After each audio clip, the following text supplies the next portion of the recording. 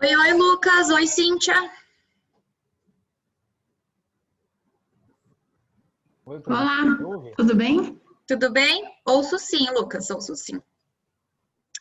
Viu? Mais 4 minutinhos para a gente começar, tá? Tá bom? O pessoal não quer entrar hoje? Não quer entrar? Será que é porque é sexta? Ah, não sei. Será que é porque ninguém aguenta mais? Será que é porque É tá todo quarto mundo... bimestre? Será que é? Tá todo mundo Será que é saco porque cheio? Será? Será que é por isso? fim do ano, um mês para acabar, menos de um mês para acabar? Não, eu até brinquei, né? Eu digo que esse quarto bimestre não foi bimestre, né? Foi um mestre. Porque não deu 2 meses né? Não deu. A gente acabou de acabar o terceiro bimestre, né? Até então a gente estava fazendo LPJ. E deu o quê? Pois é. E já vem a prova, né, professora, semana que Semana vem? que vem. Não, na outra. Dia 14, né? É, dia 14. Começa. Tem É. essa semana, né? Vai ter a Aham. semana que vem 2 aulas. Então temos só 3 aulas até a prova. Verdade. E aí acabou, processo penal nunca mais. Quer dizer, há controvérsias, né? Há controvérsias, não no Claro. caso de vocês dois, mas há controvérsias. Há pessoas que verão de novo. Não vocês, mas há pessoas que verão de novo. Vamos ter que ver, né, professora, na OAB não tem jeito. Não, assim. Mas daí é outro tipo. Você vai ver. Tudo que a gente aprende aqui, se aprende em 5 aulas. Ah, é verdade. É outra coisa, é bem diferente o tipo da matéria do OAB. Eles pegam bastante nulidades, especificidades de recurso, sabe? Coisa que é bem, tipo, letra de lei, sabe? É bem letra de Sim, lei. Praticamente sim. letra de lei. Gente, ó, a gente não tem tempo para perder. Então, infelizmente, vou ter que começar. Tá? Só uma pergunta então, professora. Fala. A professora estava, numa das aulas, a professora falou que existe o princípio da voluntariedade dos recursos. Deixa eu só aumentar um pouquinho o Eu volume que eu não trabalho tô te ouvindo com bem. Pera aí. assistência... Fala de novo. Tá, só um minutinho. Só um minuto. Tá ouvindo bem? Aham. A professora tinha comentado, né, nas aulas sobre o princípio da voluntariedade dos recursos, certo? Perfeito. Aham. Então, lá no Ministério Público, volta e meia, eu vejo que quando o réu ele é intimado da sentença, ele fala que não quer recorrer, mas a defesa mesmo assim interpõe apelação. Uhum. E aí, no caso, acho que até chegou no STF essa questão, ou do STJ, não lembro agora, Uhum. que prevalece o entendimento do defensor, né? Da Mas defesa daí, técnica. mas se nem a pessoa que cometeu quer recorrer, eu sempre fiquei pensando, por que o advogado recorre? Então, porque às vezes, sabe, isso é termo mais prático do que teórico e tal. O STJ que consolidou o entendimento, que é a defesa técnica que tem a voluntariedade, né? E por quê? Por exemplo, muitas das vezes o acusado ele não tem o conhecimento técnico de que significa aquela sentença. Então, por exemplo, muitas das vezes ele viu lá uma sentença de condenação, mas ele não compreende necessariamente que eventualmente pode ter, sei lá, uma falha na dosimetria. Ele não vai entender isso. Ele não tem como entender. Ele não tem como entender que eventualmente pode ter tido uma nulidade na sentença. Ele não tem como entender. Então, em razão disso, se compreendeu que no conflito entre a defesa técnica e o próprio réu, prevalece a defesa técnica, porque embora, né, seja ele se vai cumprir ou não cumprir a pena, ele não necessariamente compreende os aspectos técnicos da sentença. Então, em razão dele não compreender, ele entende o efeito da sentença, né? Ele consegue compreender o que significa uma sentença de condenação, uma sentença de absolvição, mas não necessariamente, isso no mundo fático, né? No mundo real, mas não necessariamente ele compreenda que aquilo pode estar eivado de nulidade, pode ter uma falha na atribuição de pena, pode ter uma falha na atribuição do regime, pode ter uma análise circunstancial equivocada das provas. Então, em razão disso, que se compreendeu isso. Só por isso, sabe? Mas há alguns atos processuais que vai prevalecer a vontade do acusado, em alguns atos processuais. Por exemplo, interrogatório. Né? Lá no interrogatório, se o réu, se a defesa fala, você não vai falar. Né? Você, por exemplo, aconselha o seu cliente que não é para ele falar no interrogatório dele, que é para ele fazer o direito ao silêncio. Se ele quiser falar, prevalece a vontade dele, ainda que a defesa técnica tenha dito equivocado. Por quê? Porque isso vai além de algo técnico. Isso significa o exercício da defesa dele. Então, pense sempre assim. Sempre o que vai mais é possível. O que vai menos, sempre o que prevalece a mais para fazer para a defesa é o que vale. Então, por exemplo, se o réu quer falar, é melhor ele falar. Embora tenha um conflito possa existir um conflito com a defesa técnica. A sentença do recurso, ainda que o réu não queira recorrer, se a defesa técnica quer recorrer, ou seja, exercendo a mais a defesa, tudo bem. O que não pode é você diminuir isso, né? Então, é mais por isso, sabe? Mas eu concordo que é meio contraditório, né? Sendo que é próprio ele que vai... tem esse lado, né?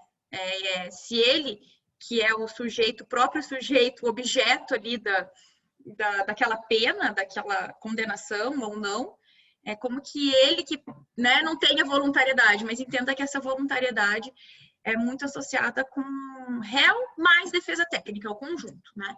Réu, defesa técnica. E só no conflito que a gente vai considerar assim. É isso. Tá joia, então. Essa era a minha dúvida. Eu ouvia essa situação lá e ficava pensando, ué, por que estão recorrendo? Sim, se o réu não quer, né? Não, mas tem se o réu não quer? É o STJ que consolidou esse entendimento, né? E assim, para a população bem vulnerável, faz sentido, né? Porque às vezes ele nem conhece o defensor, às vezes é defensor público, por exemplo. E às vezes ele nem sabe que tem defensor público, às vezes ele nem sabe que tem defensor dativo. Muitas vezes nem sabe. Isso acontece muito. Talvez 70% da população carcerária. Foda. Vamos lá, gente. Posso compartilhar a tela?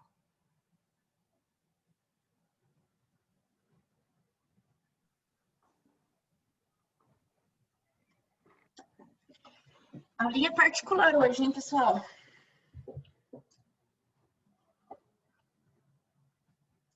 Ó, então, nós encerramos aqui em juízo de admissibilidade. E aqui, semelhante ao processo civil, o juízo de admissibilidade dos recursos é duplo, né? Então, primeiro vai passar pelo juízo ad quem e depois para o juízo a qual.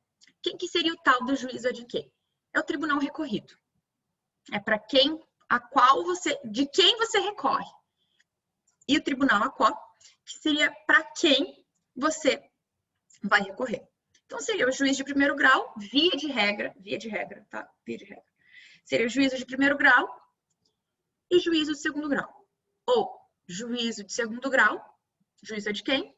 E tribunais superiores, STJ, STF, tá? E esse duplo juízo, ele vai ser dividido em duas análises.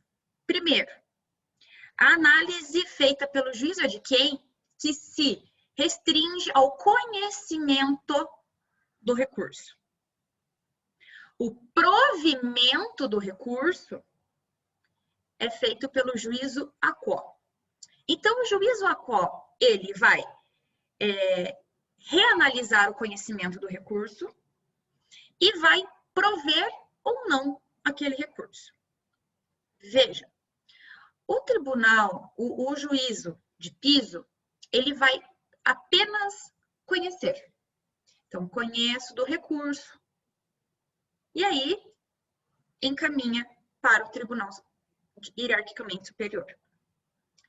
No tribunal hierarquicamente superior, o tribunal vai reanalisar aquele conhecimento e prover ou não, tá? Nunca a gente pode dizer que o tribunal inferior proveu o recurso. Não tem como, porque ele não analisa o mérito. Provimento tem a ver com mérito. O conhecimento não. O conhecimento tem a ver com aspectos formais a respeito daquele recurso, tá?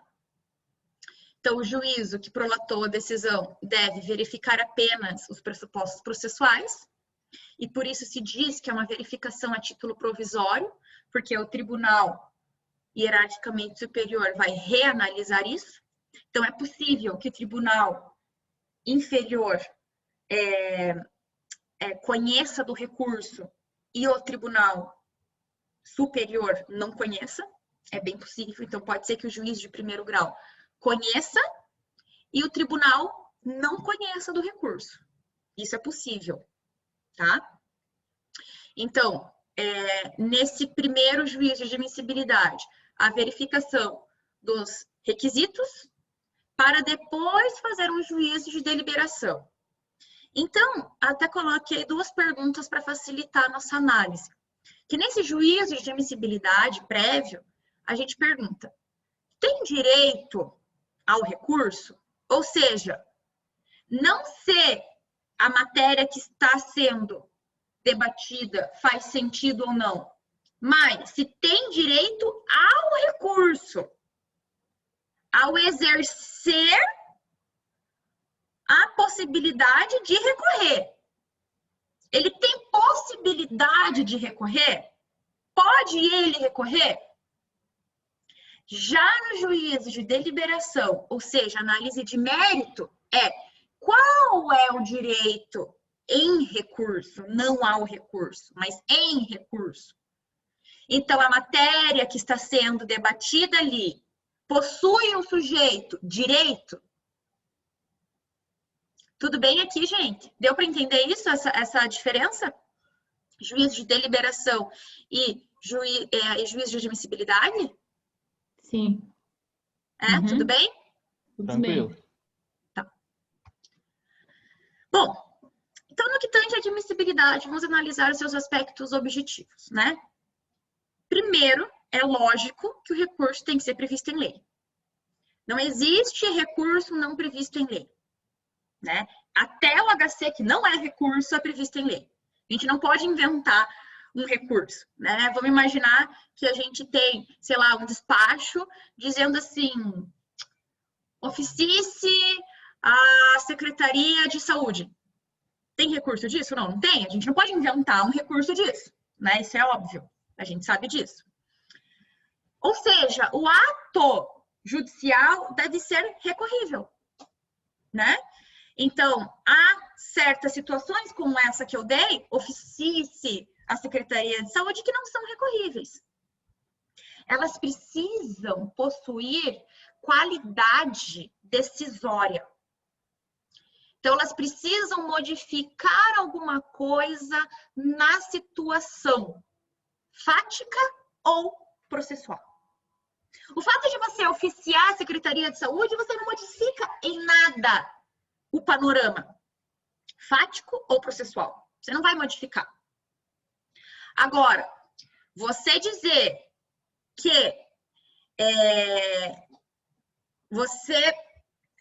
a partir desse ofício que veio lá da Secretaria de Saúde, você determina uma quebra de sigilo bancário, a gente está alterando alguma coisa na situação fática. E aí a gente pode começar a conversar se existe recurso cabível disso.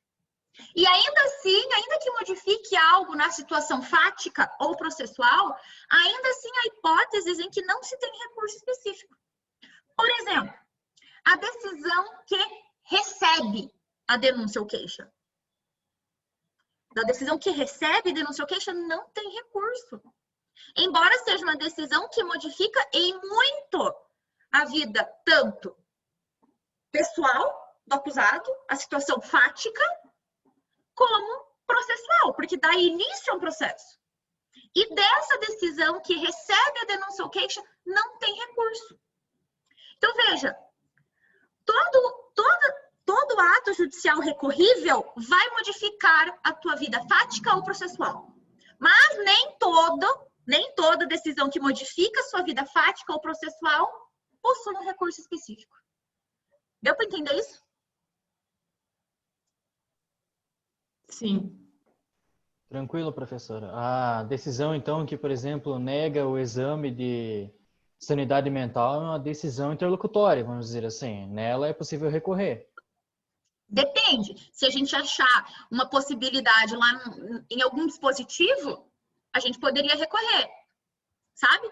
Então, ou seja, tem que ter um recurso em específico.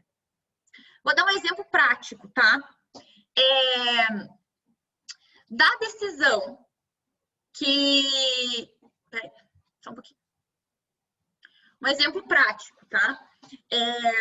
Nós temos dois tipos de recursos, os maiores, que é o recurso antidistrito e a apelação. A apelação só existe para sentença ou decisões com carga de definitiva, né? Por exemplo, decisão de absolvição sumária. Cabe sentença, cabe apelação, né? Da decisão de extinção da punibilidade, cabe apelação, né? Mas, ou seja, embora não sejam uma sentença propriamente dita, elas possuem força de decisão definitiva. Agora, há casos em que seriam decisões interlocutórias com forças de definitiva que não vai caber apelação, mas sim o rese, que é recurso antidistrito. Então, no processo penal, muito mais do que um jogo lógico, como o teu exemplo, primeiro de tudo, a gente vai abrir em termos práticos, tá? A gente vai abrir o artigo 581. Você viu que é uma decisão ou interlocutória, ou aparentemente com força de definitiva, eu não sei o que fazer, abro o artigo 581. Por quê? Porque o artigo 581, ele possui um rol taxativo das decisões que são atacadas por recursos antidistrito. Então, diferente do processo civil, em que praticamente toda decisão interlocutória é cabível, sei lá, agravo, sei lá o quê, qual o recurso, no processo penal, nem toda decisão interlocutória cabe recurso. Como é que a gente vai saber? A gente vai ter que abrir a lei, então por isso que eu digo que não precisa decorar, mas você vai ter que abrir a lei e ver, puxa, é uma decisão interlocutória, então vou abrir lá o artigo 581, vou ver se cabe. Não é decisão interlocutória, mas é sentença, ou tem força de definitiva, ou é definitiva, aí eu posso começar a pensar em uma apelação. Mas sempre eu vou abrir o artigo 581 primeiro, porque ele possui um rol taxativo. Em aspecto residual, eu procuro outro recurso. Isso aqui é macete, tá? Não digo que você vai achar em livro isso, mas é macete, tá? Entendi, professora. Muito obrigado. Imagine. Ó, aqui eu dei alguns exemplos, ó.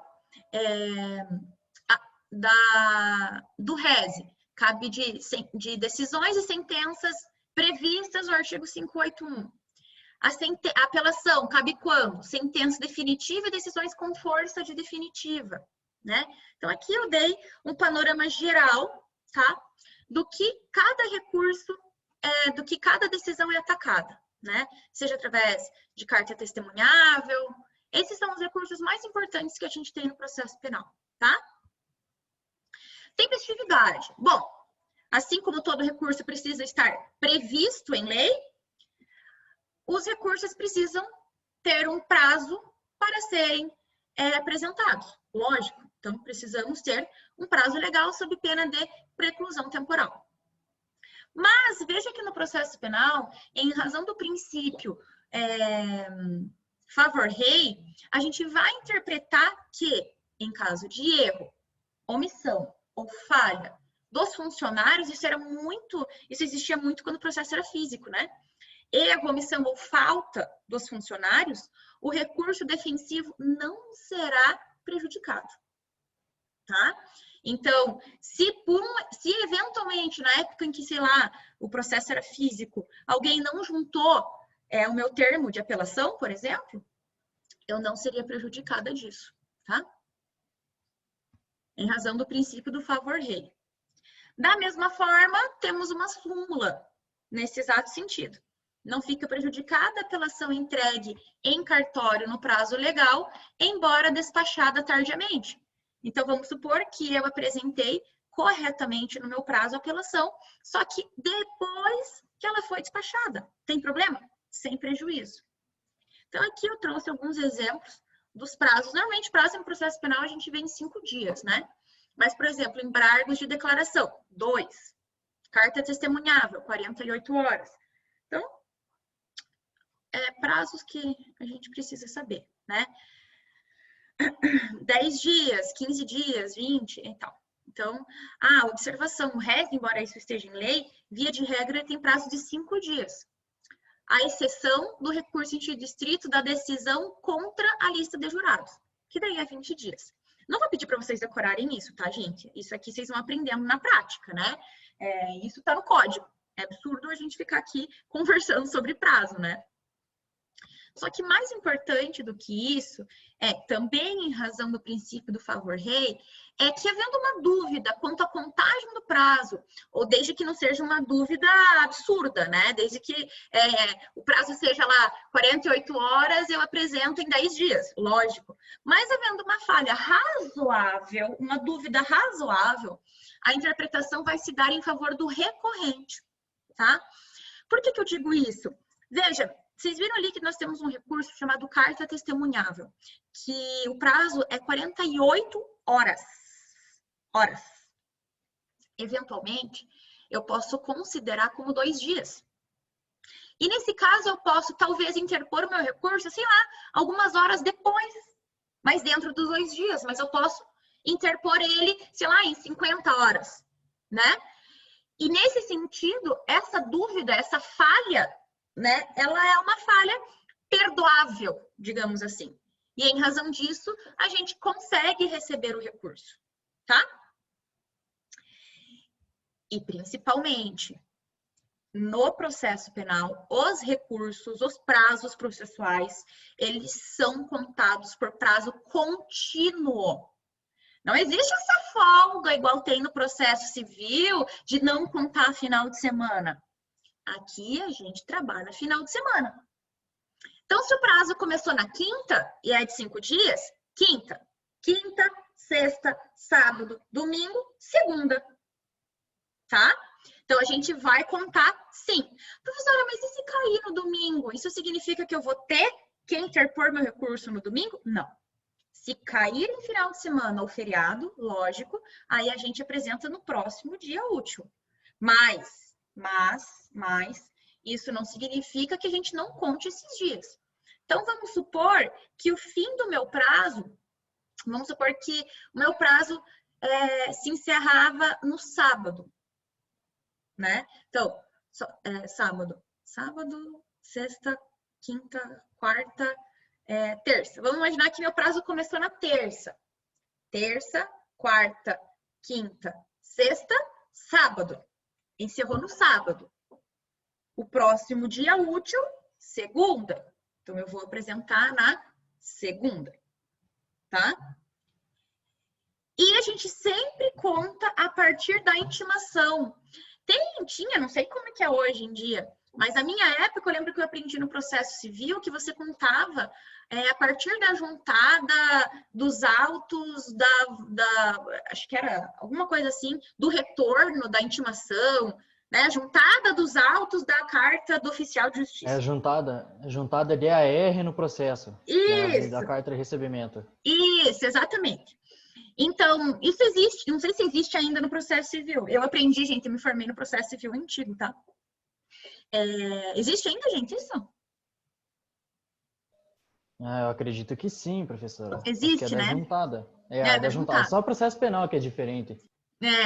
Então, aqui não. Aqui a gente não considera isso. Aqui os prazos se contam a partir da intimação. Não tem esse negócio de juntada, não tem isso no processo civil, no processo penal. Não existe esse negócio. Processo civil, meu Deus, processo penal é sempre intimação. Então, por exemplo, no Projude, né? No Projude saiu a decisão. Projude ou, enfim, qualquer sistema eletrônico, PROC, qualquer um. Saiu a decisão, né? Publicou a decisão. Nós temos 10 dias para fazer a leitura. Né? A partir desses 10 dias, começa-se o prazo da intimação. Então, começou o prazo da intimação, é a partir dali que eu vou começar a contar o meu prazo processual. Tá? Alguma dúvida aqui? Tranquilo, Claro que professora. não.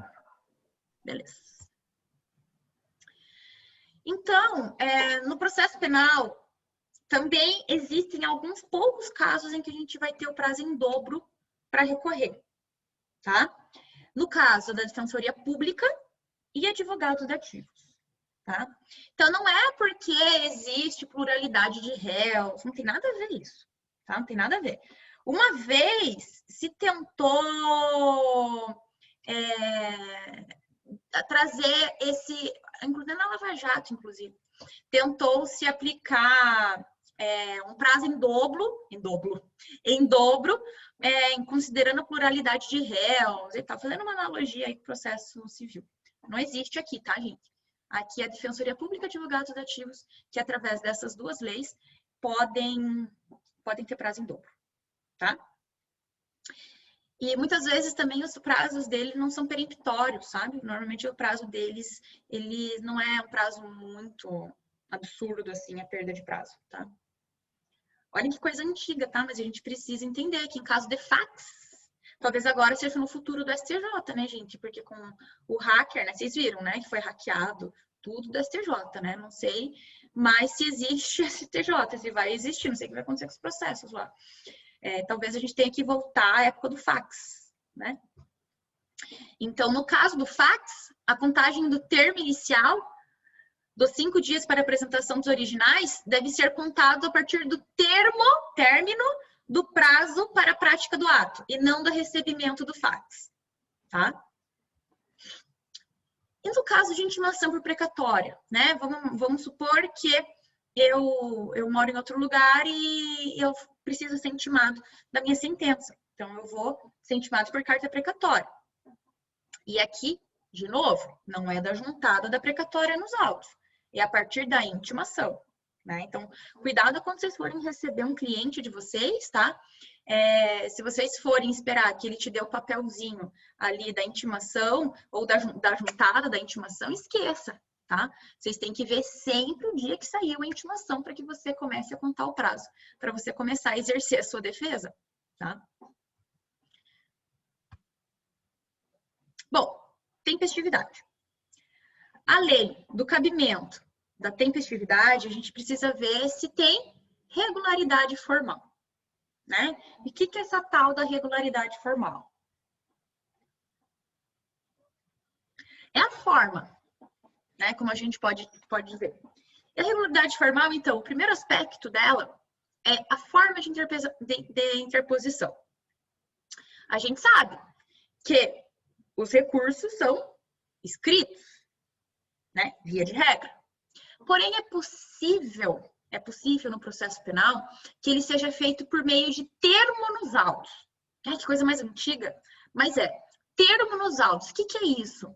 Pode ser que você vá, na época, né, dos antigos, que hoje já nem faz mais sentido, mas ainda existe no nosso Código de Processo Penal e por isso a gente precisa aprender, É possível que, sei lá, você vá na secretaria lá da vara, você receba a tua sentença e você diga, eu quero recorrer. E você, através de termo nos autos, ou seja, o cartorário vai lavrar o seu interesse de recorrer, e aí você já considera como a interposição do recurso. É lógico que na prática, se você réu não está habilitado, não tem qualidade postulatória, ou não tem advogado para isso, é lógico que você vai considerar aquele termo nos autos, principalmente para que você não perca o prazo, e logicamente, se você não tiver defesa, vai ter um defensor dativo, um defensor público, para que possa apresentar o quê? As razões, né? Mas é possível que isso aconteça. É possível também, embora muito raro, que aconteça um recurso na forma oral em audiência, através do próprio advogado. Então, é possível que o juiz decida algo em audiência e que você recorra ali mesmo. Aliás, via de regra, né? Via de regra, as sentenças, de acordo com a ideia com a ideia da alteração legislativa em 2008, era que as sentenças fossem sempre proferidas em audiência de maneira oral. Nesses casos, era muito corriqueiro, a ideia que seria muito corriqueiro, que o próprio advogado, o próprio Ministério Público recorressem também oralmente, né? Então, existe essa possibilidade? Existe, mas é uma possibilidade rara. Então, via de regra, os recursos são escritos, formais, né? Veja o que diz o artigo 578. O recurso será interposto por petição ou por termo nos autos, assinado pelo recorrente ou por seu representante, e, eventualmente, em forma oral, em caso de plenário ou audiência, tá? Lógico que a gente precisa também de interesse e motivação. E aqui é o ponto mais delicado, né? Em razão do efeito devolutivo dos recursos, o tribunal, o juízo é de quem? Só vai conhecer daquilo que foi impugnado. Até porque isso seria uma violação à imparcialidade do julgador, né? Se o julgador conhece além do que foi apresentado, evidentemente que ele está sendo alguém imparcial. Desculpa, alguém parcial, né? Então, o tribunal, o juiz, o adquém, só pode conhecer daquilo que foi impugnado, né? Então, é o tanto devoluto quanto apelado. A matéria a ser conhecida depende da impugnação. Então, o artigo 577, parágrafo único, vai dizer: não se admitirá, contudo, recurso da parte que não tiver interesse na reforma ou modificação da decisão. Por exemplo, tá? Já vi muito recurso não ser conhecido. Vou imaginar que você foi absolvido. Você foi absolvido em razão, por exemplo, da inexistência de prova do fato. Inexistência de prova do fato, tá? E você recorre para que você seja absolvido não em razão da inexistência de prova do fato, mas sim em razão da inexistência de autoria. Já vi muito recurso. Tudo bem, no final das contas, o efeito é igual? É igual. É de uma sentença de absolvição, eu só quero modificar o dispositivo legal. Eu quero modificar o dispositivo pelo qual eu fui absolvido, tá? Ontem mesmo eu estava acompanhando a sessão de julgamento da 2ª Câmara Criminal e teve um recurso de apelação nesse sentido. E o relator, foi o relator e o outro revisor, eles decidiram por não conhecer do recurso em razão disso, né? Então, eles decidiram por não conhecer do recurso porque eles interessam falta o quê? Motivação. Entenderam, né? Eu discordo, porque eu acho que inexistência de prova é diferente de que você não consegue dizer que foi você que fez, né? Vamos supor que você não consegue provar que houve arma, ou, em razão disso, você é absolvido porque faltou um elemento circunstancial da existência do fato. Mas se você conseguir provar que não foi você, às vezes é muito melhor. né? Então, ninguém sabe o que significa você provar que não foi você para o próprio acusado que recebe uma sentença, do que provar a inexistência só de prova. Tipo, o fato existiu, mas, sabe? Então, enfim, mas só para que vocês consigam compreender o que normalmente os tribunais compreendem como motivação. Nesse caso, do julgamento de ontem, foi por maioria. Teve um desembargador que divergiu e que considerou, sim, a possibilidade de que houvesse conhecimento da apelação em razão disso. Conhecimento não, provimento. Olha, até eu tô bagunçando, né? E como que a gente admite, como que a gente analisa a motivação? Primeiro a gente faz uma análise da aferição. Essa aferição, ela não é vista por uma visão retrospectiva, o que você perdeu, mas uma visão do que você poderia ganhar. Que é esse exemplo que eu dei. Às vezes, por isso que é a minha crítica, né? E por isso que houve divergência também. Às vezes, você não modifica o que você perdeu. Você não está modificando o fato de que você foi absolvido. Mas você pode ser absolvido e ainda demonstrar que não foi você. Veja, você pode ter sido absolvido por outro caso. Você pode ter sido absolvido porque, sei lá, por uma questão de extinção da punibilidade. Porque o fato estava prescrito, você pode ser absolvido por isso. Mas se, além disso, você conseguir provar que não foi você, talvez isso seja melhor para o acusado. Então, veja que essa análise de motivação, ela tem que se ater também, embora nem sempre isso aconteça na prática, mas ela tem que se ater ao que você poderia ganhar, o que você pode ganhar se o seu recurso for provido, tá? Tem que ter uma utilidade prática, né? Então, tem que ter uma relevância jurídica para que você discuta, né? E atenção à súmula 283. Gente, a súmula 283 do STF, ela é muito utilizada pelo tribunal quando nega, por exemplo, seguimento ou inadmite, não conhece, do recurso especial ou extraordinário. Porque quando a gente vai interpor um recurso especial ou extraordinário, a gente vai interpor para o juiz de segundo grau, né? Para o tribunal, logicamente, e ele vai fazer essa análise prévia de conhecer do recurso e lhe dar seguimento, né? E essa súmula vai dizer o seguinte: não é admissível de recurso extraordinário que se aplica por analogia ao recurso especial, quando a decisão recorrida se assentar em mais de um fundamento suficiente, a decisão recorrida tiver mais de um fundamento suficiente e o recurso não abranger todos eles. Então, por exemplo, eu posso, né, ter uma decisão, 2 fundamentos que possam ser atacados por recurso. 2 fundamentos que são possíveis de serem alterados. 2 fundamentos. Desses 2 fundamentos, eu posso ter uma modificação da decisão. Então, vamos supor que eu tenho 2 fundamentos que ensejaram o quê? A minha condenação. 2 fundamentos que ensejaram a minha condenação. Eu quero modificar isso. Eu quero modificar a minha condenação para que eu seja absolvido. Eu não posso apenas pedir a absolvição com base em um fundamento da decisão recorrida. Eu tenho que atacar o todo da decisão recorrida. Mas, professora, se eu concordo com o fundamento deles, então, pera lá. Então, você só vai pedir meia absolvição? É teratológico, né? É teratológico. Como que você vai pedir meia absolvição? Ah, não, mas o outro fundamento pela condenação tá certo.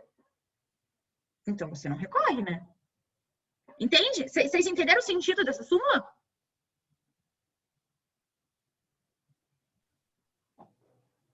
Se houver mais de um, se houver mais de um fundamento para que a decisão seja revista, é necessário, para recorrer, bater em todos eles.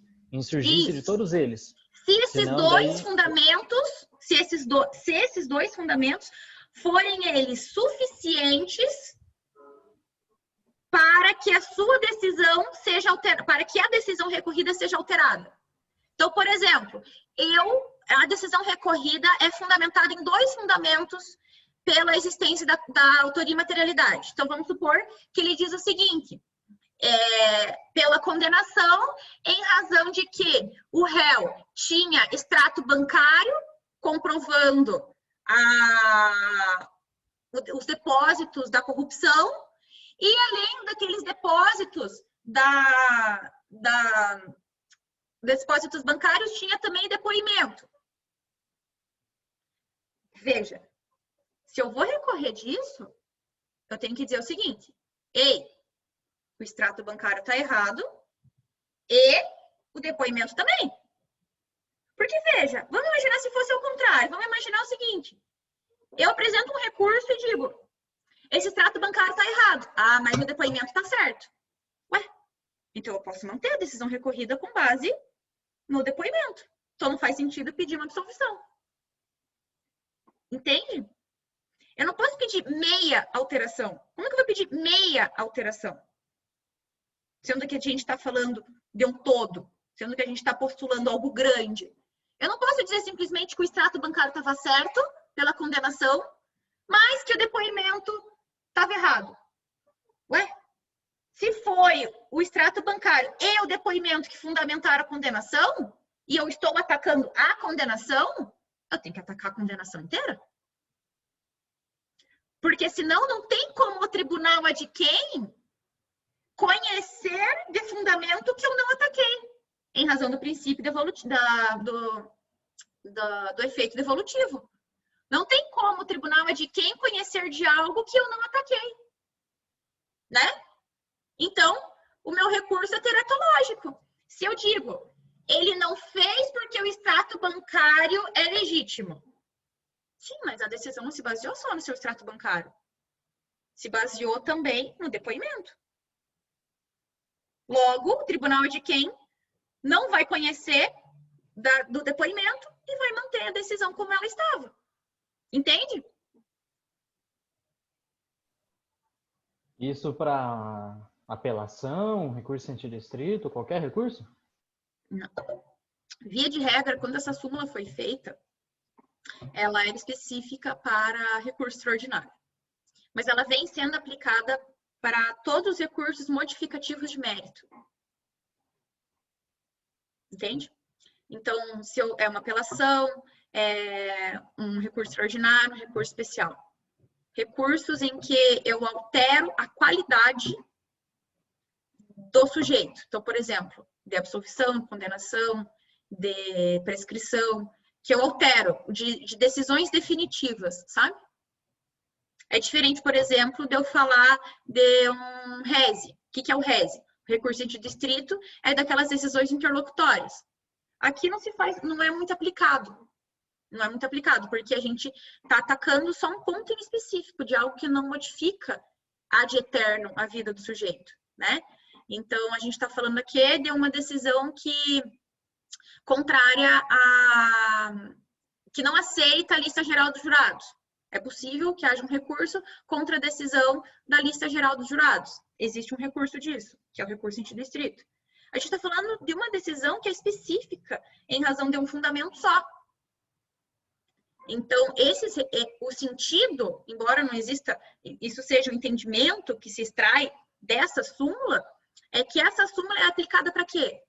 Para recursos que alteram a qualidade do mérito da causa, a qualidade da ação penal, da o quê? Da pretensão acusatória. Entende?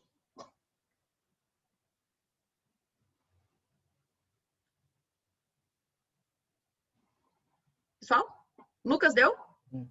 Entendi. Eu estava copiando. Ah, não tem problema. Homem só consegue fazer uma coisa por vez, né? Não consegue ouvir e copiar, né? Ei, eu ainda estou online, estou ouvindo. Ah, tá, desculpa. Achei que você não tava. Tô brincando. Cíntia, Deu para entender? Essa súmula é chatinha, mas deu para entender? Eu escrevi também, entendi sim. Ah, então tá bom. Quero ver quem não veio na aula, quer dizer, todos os 62 alunos que não vieram na aula, se eles vão entender isso, hein? Depois vocês explicam para ele. E além disso, a gente logicamente vai precisar desse interesse, que é a motivação, né? Motivação e interesse. Então, no caso do Ministério Público, né? O Ministério Público, na ação penal pública, como ele é o titular, ele pode sempre recorrer. Ele pode recorrer de uma sentença condenatória? Claro que pode. Pode ser para exasperar a pena? Pode ser, né? Pode ser para qualquer jeito. Ele pode deixar de recorrer? Pode. Se ele estiver contente com a sentença? Pode, claro que pode. Então, o Ministério Público, na ação penal pública, ele pode recorrer de qualquer decisão, né? Na ação penal privada subsidiária, também, né? Ele tem o mesmo interesse da ação penal pública. Agora, no caso da ação privada, não há interesse se o querelante não recorreu. Porque aqui a gente está falando do quê? De um interesse privado. Raciocínio lógico. No caso do defensor, do acusado e do defensor, né? Na condenação, ele pode buscar uma absolvição, uma extinção da punibilidade, enfim, ou melhorar a pena, né? No caso de uma sentença de absolvição, aí recai naquele caso de exemplo que eu dei para vocês. Excepcionalmente, para mudar o fundamento, o dispositivo pelo qual eu fui absolvido, excepcionalmente, por isso que eu disse excepcionalmente, porque vai variar, né? Nem sempre isso vai ser aceito, tá? Ou eu posso também mudar os efeitos extrapenais. Por exemplo, eu posso ter sido absolvido, mas eu posso lá atrás, por exemplo, ter tido um sequestro de bens. Então, eu posso apresentar um recurso em face disso, tá? Eu posso também pedir uma absolvição para que, a partir disso, eu possa executar o meu título em outra esfera. Então, eu posso recorrer para que, eventualmente, eu me utilize na esfera civil, pedindo uma indenização do Estado, mas aí é outra esfera, né?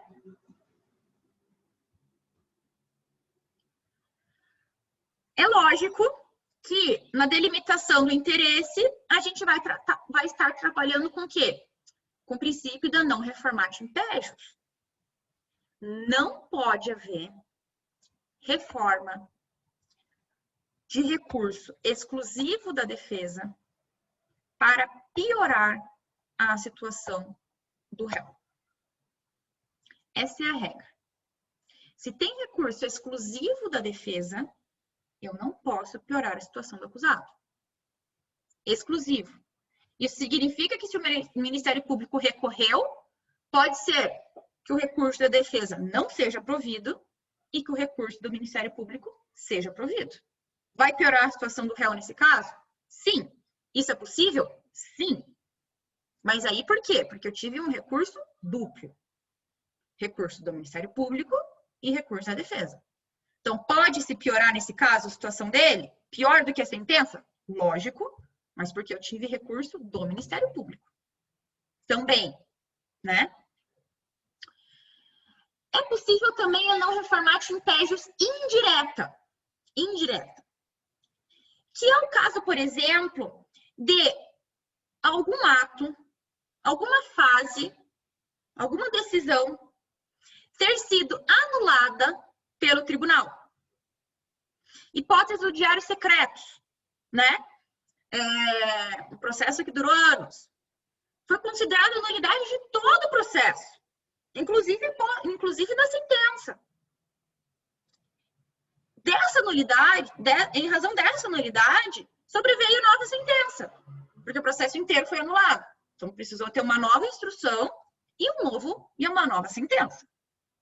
Essa sentença, ela possui um limite quantitativo e qualitativo. Essa nova sentença não pode ser pior do que aquela que já estava fixada. Então, vamos supor que a sentença que foi anulada fixou 8 anos de condenação. A nova sentença não pode fixar 10 anos. Isso é aplicação do princípio da não reformatio in pejus indireta. Tá?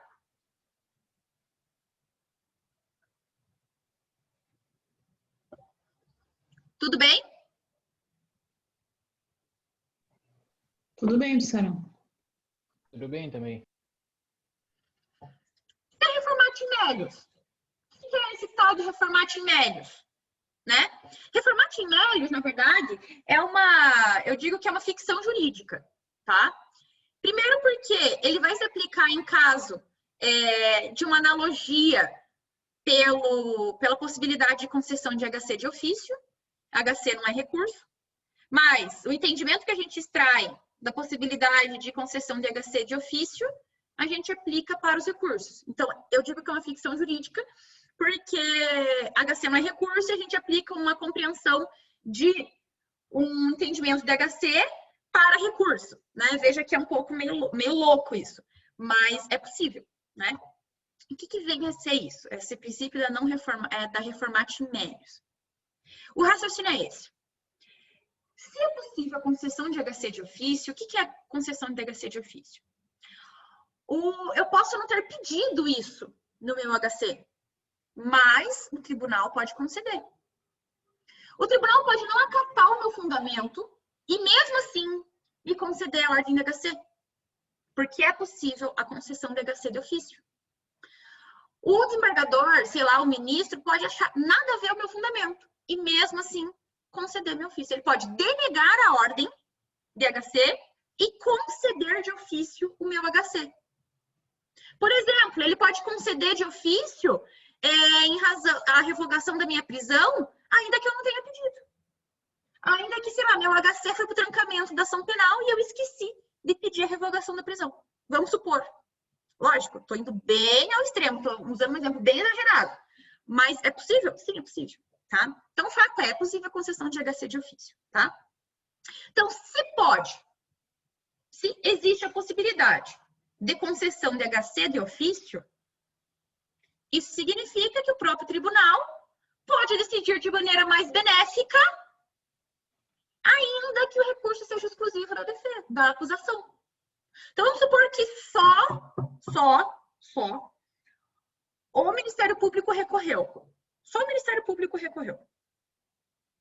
Se o desembargador, se o tribunal entender que aquela decisão está injusta, está arbitrária ao acusado, ele poderia reformar, ainda sem recurso da defesa, para beneficiar o acusado, ainda que a matéria não tenha sido impugnada.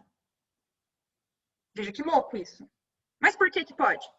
Ué, se pode HC de ofício, se existe a possibilidade de concessão de HC de ofício para beneficiar o acusado, por que não poderia ser aplicado isso em um recurso de parte? Entendem? Vocês entenderam isso, gente? Alguma crítica nesse ponto? Alguma coisa que seja dita nesse ponto? Lucas, você que trabalha no MP. Quando eu fiz a minha pesquisa, professora, do TCC, eu lia muitas decisões do STJ e do STF. Geralmente, o HC é um meio para corrigir ilegalidades, não é? Até mesmo quando eles não pedem alguma coisa e o tribunal vê alguma ilegalidade, eles vão lá e corrigem. Perfeito. Por exemplo, valoração de conduta social, por exemplo. Eles falam assim, olha, antecedentes não podem servir, vão lá e corrigem. Mesmo sem pedir e mesmo que não tenha nada a ver com HC. Né? Mesmo que não tenha nada a ver com HC. E é interessante isso. É um mecanismo de correção da defesa. Eu achei interessante. Exatamente, exatamente. Porque o fato é que você não pode persistir com uma ilegalidade. Né? A ideia é essa. A ideia é que você não pode manter uma ilegalidade, você não pode manter um constrangimento ilegal. Então, não faz parte do Estado Democrático de Direito, né? Não faz parte. Então, é exatamente por isso que pode. Agora, você me pergunta, tá? Vem aqui me perguntar. Quantas vezes eu vi isso aqui no nosso Tribunal de Justiça do Paraná? Eita, não sei te responder, não. Não sei, não. É difícil achar isso aqui.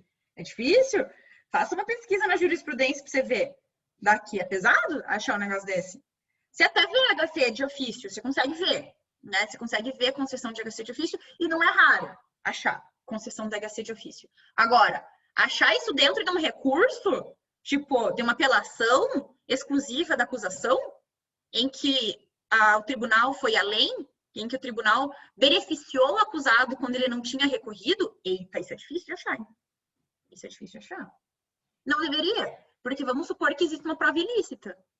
Existe uma prova ilícita. Vamos imaginar, existe uma prova ilícita.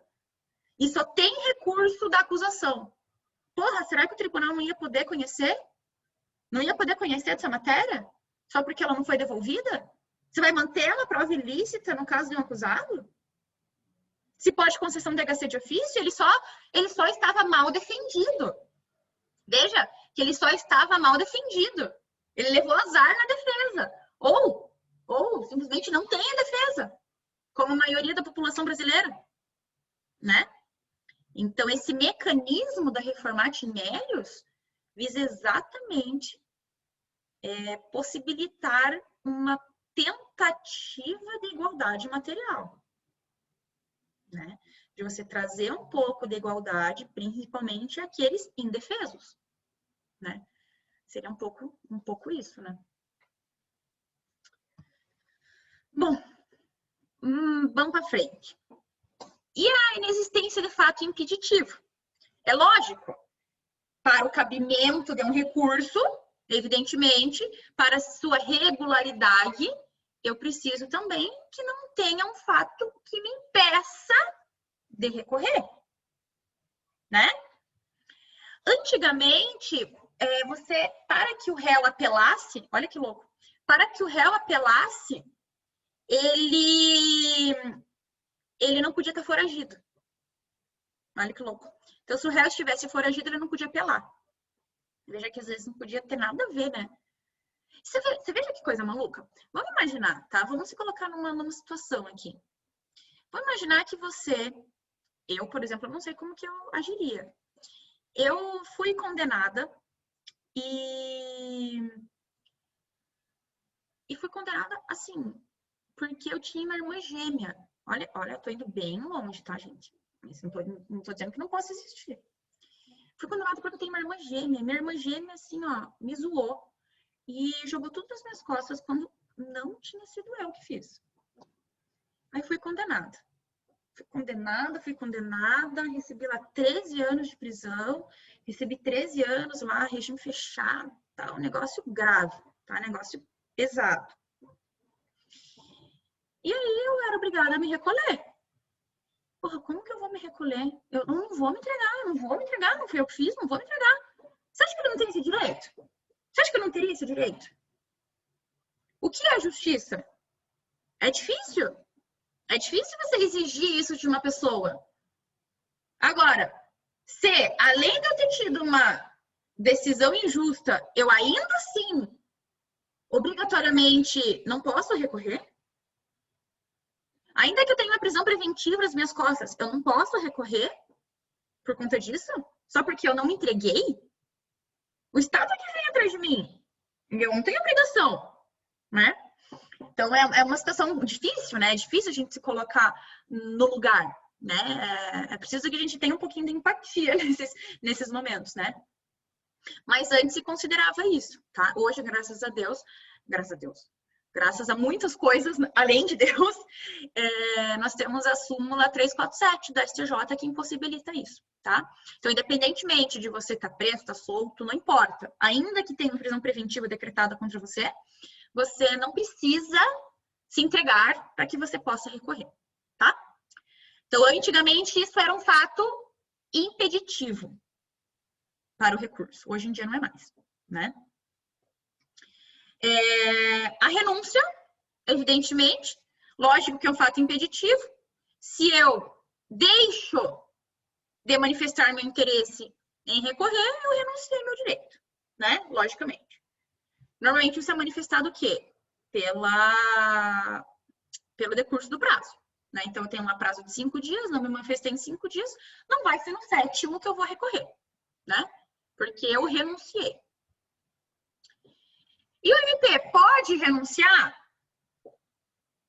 Tem uma corrente do Pacelli que vai dizer que, sendo uma ação penal pública, ele tem o dever de recorrer. Olha que louco. Olha que louco. Então, de acordo com Pacelli, o MP, por ser titular da ação penal pública, ainda que ele concorde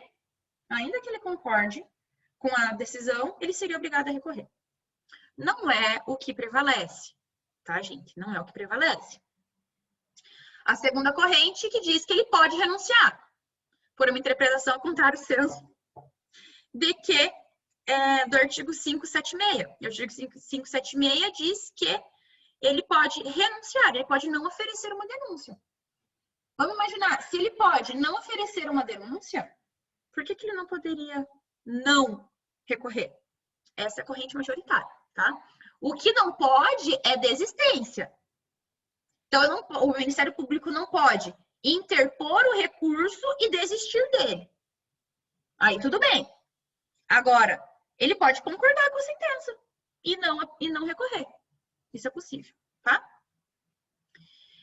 Aí, vamos prestar atenção na súmula 705, tá? Que é semelhante com a 708. A renúncia do réu ao direito de apelação manifestada sem assistência do defensor não impede conhecimento da apelação por este interposta. É aquilo que o Lucas falou no começo, né? Tem entendimento consolidado do STJ e tem uma súmula do STF semelhante que fala sobre isso, tá?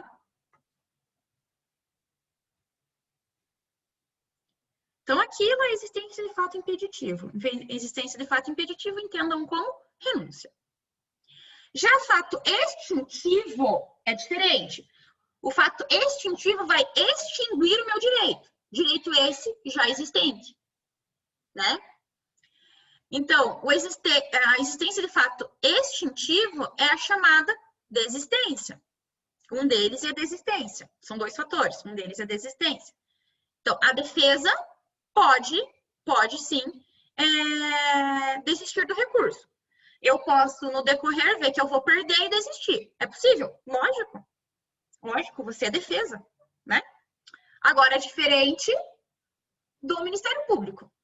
O Ministério Público, se ele interpôs, não pode dele desistir. Mas a lei não fala em renunciar, fala em desistir. Tá? Deserção. Deserção, algo louco de se falar no processo penal, né? O que é processo penal? O que é o processo penal? O que é deserção? O que é processo penal? Não sei. O que é a tal da deserção? Bom, há duas hipóteses de deserção. O que é bizarro da gente falar isso, porque hoje em dia não se aplica mais, tá? A falta de preparo, né? Ou a fuga do réu. Veja, atualmente a gente só vai falar em falta de preparo nas ações penais privadas. E quando não for do juizado especial. Porque aqui, o juizado especial não tem custas, tá? Mas, se eu tô falando de uma ação penal privada na justiça comum, aí tem custas, aí eu preciso do preparo para o recurso. Isso existe? Existe, mas não nas ações penais públicas. Veja, se você tem uma ação penal pública, você não é obrigado, você nem tem como você fazer guia de recolhimento de custos. No processo penal não existe isso, tá, gente? Não existe isso, ok? Por favor. Já peguei muita apelação para corrigir em que estava pedindo a juntada da guia de recolhimento de custas. Pelo amor de Deus. Em ação penal pública. Pelo amor de Deus. Não existe isso no processo penal. Não há custos no processo penal, via de regra. A exceção é as ações penais privadas. Tá? E existia também a deserção no caso da fuga do réu. Mas hoje em dia essa hipótese não existe mais, tá? Não existe mais exersão. Não existe mais exersão pela fuga do réu. Não existe mais exersão pela fuga do réu. Vou repetir, não existe mais exersão pela fuga do réu, tá? Tem até a Pacto São José da Costa Rica que fala sobre isso. Pelo amor de Deus. Ilegitimidade, né? Eu não posso recorrer de um recurso pelo qual eu não tenho titularidade. Então, eu não posso, eu na qualidade de Ministério Público, recorrer a uma ação penal privada. Cada qual no seu quadrado, tá? Então, vamos ver o que diz o artigo 577. O recurso poderá ser interposto pelo Ministério Público, ou pelo querelante, ou pelo réu, seu procurador ou seu defensor. Parágrafo único. Não se admitirá, entretanto, recurso da parte que não tiver interesse na reforma ou modificação da decisão. Tá? Em alguns momentos, o defensor ou procurador tem legitimidade própria, como no caso de recurso distinta da do acusado. Novamente, eu falo aquilo que a gente conversou bem no começo e que o Lucas perguntou, tá? Assim, mesmo que o acusado não tenha interesse em recorrer, o defensor poderá fazê-lo. Pessoal, terminamos com a parte geral dos recursos, tá? Temos mais 2 aulas em que a gente vai ver os recursos em espécie. E aí você vai me perguntar, mas professora, 2 aulas para ver os recursos em espécie. Se vocês sabem teoria geral dos recursos, vocês sabem recurso em espécie. O que é recurso em espécie? Prática. Não adianta a gente ficar aqui conversando sobre o que é uma apelação, sobre o que é um rese. A gente precisa fazer, né? Então, qual é a ideia? A ideia é que, acabada essa muvuca aí de prova e tudo que a gente tem para fazer, que a gente trabalhe junto os recursos. Não teve como, gente, vocês viram quão apertado que foi a gente fazer um recurso junto antes. Mas a gente vai fazer agora um recurso junto, tá? Então, recurso é prática. Não tem que a gente ficar falando aqui o prazo 5 dias. Não adianta a gente ficar sabendo disso. Você sabendo teoria geral dos recursos, você sabe recursos em espécie. Por que é recurso em espécie? Você abre o código e vê a sua decisão e vê qual é o recurso cabível, né? É aplicação. Então, a gente tem que ver isso na prática, tá? Eu até fiz um quadrinho, olha só que legal. Olha só que bacana. Um quadrinho para que vocês consigam entender e tem aspectos mais práticos aí para ver o que é cada recurso, os seus efeitos e o prazo, tá? Esses são os recursos mais importantes. E o que demanda mais discussões e que a gente poderia ficar mais tempo conversando é o recurso especial e extraordinário, né? Mas que também não tem distinção do que vocês viram no processo civil.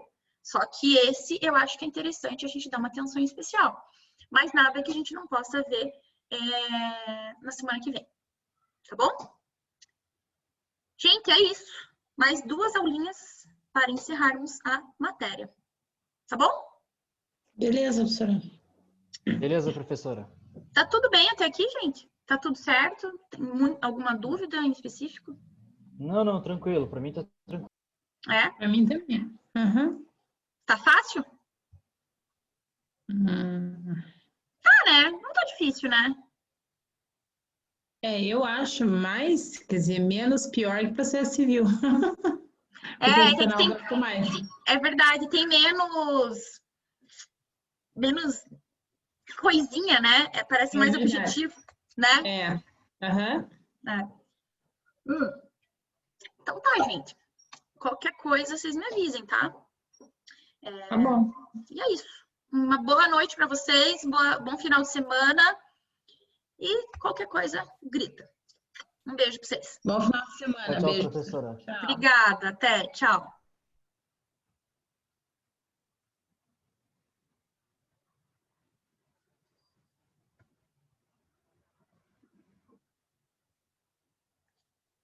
Aham.